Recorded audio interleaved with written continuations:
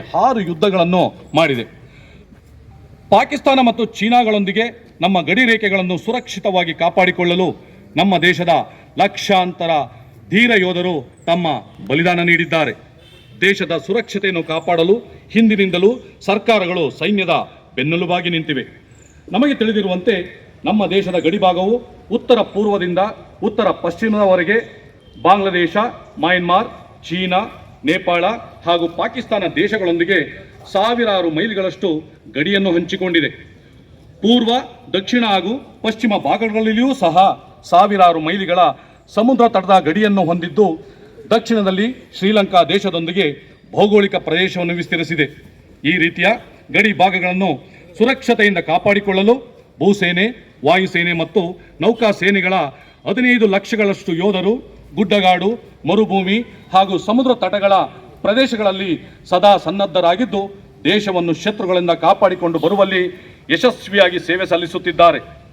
ಈ ಮೇಲೆ ತಿಳಿಸಿರುವ ಯುದ್ಧಗಳಲ್ಲಿ 1971ರಲ್ಲಿ ನಡೆದ 13 ದಿನಗಳ ಯುದ್ಧವು ಪಾಕಿಸ್ತಾನದೊಂದಿಗೆ ನಡೆದಿದ್ದು, ಇದನ್ನು ಬಾಂಗ್ಲಾದೇಶ್ ಯುದ್ಧವೆಂದೇ ಕರೆಯಲ್ಪಡುತ್ತದೆ. ಈ ಯುದ್ಧವು ಭಾರತದ ಇತಿಹಾಸದಲ್ಲಿ ಸದಾ ನೆನಪಿನಲ್ಲಿರುವ ಯುದ್ಧವಾಗಿದೆ.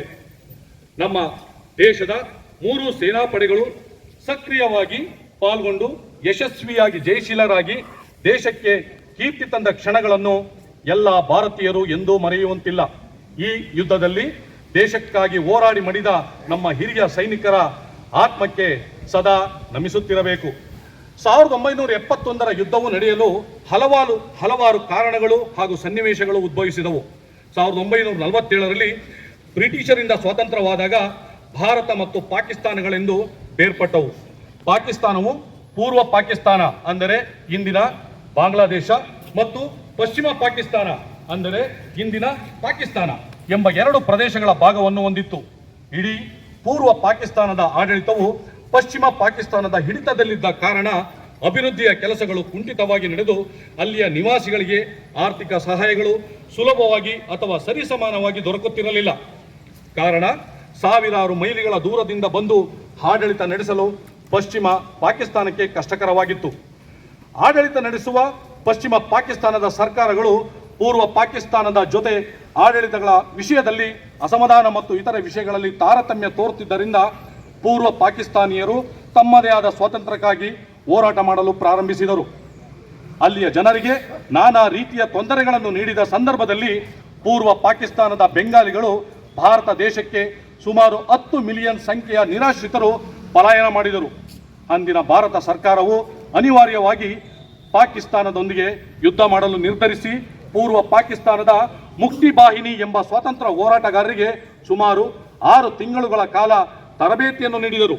ಇದನ್ನು ಆಪರೇಷನ್ ಜಾಕ್ಪಾಟ್ ಎಂದು ಕರೆಯಲಾಯಿತು.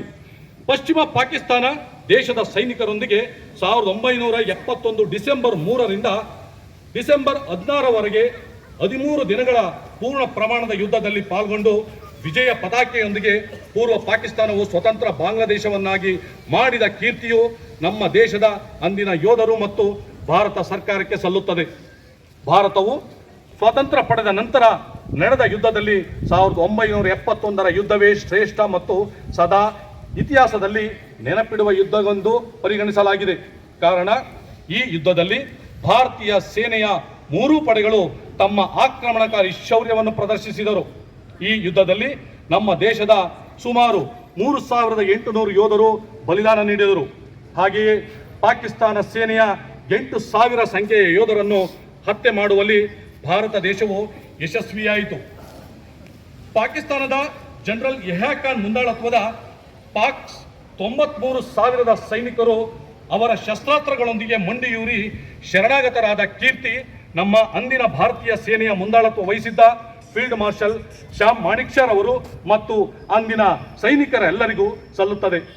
1971ರ ಯುದ್ಧದಲ್ಲಿ ಅಮೆರಿಕ ದೇಶವು ಪರೋಕ್ಷವಾಗಿ ಪಾಕಿಸ್ತಾನದೊಂದಿಗೆ ನಿಂತಿದ್ದರೂ ಸಹ ಭಾರತ ದೇಶಕ್ಕೆ ಅಂದಿನ ರಷ್ಯಾ ಮತ್ತು ಇಸ್ರೇಲ್ ದೇಶಗಳ ಉನ್ನತ ಮಾದರಿಯ ಆಯುಧಗಳು, ಯುದ್ಧ ಟ್ಯಾಂಕರ್ಗಳು, ಹಡಗುಗಳು ಮತ್ತು ವಾಯು ವಿಭಾಗದ ಫೈಟರ್ ವಿಮಾನಗಳನ್ನು ಒದಗಿಸಿ ಭಾರತವು ಪೂರ್ಣವಾಗಿ ಯುದ್ಧದಲ್ಲಿ ವಿಜಯ ಪತಾಕೆಯನ್ನು ಹಾರಿಸಲು ಸಹಕರಿಸಿದವು.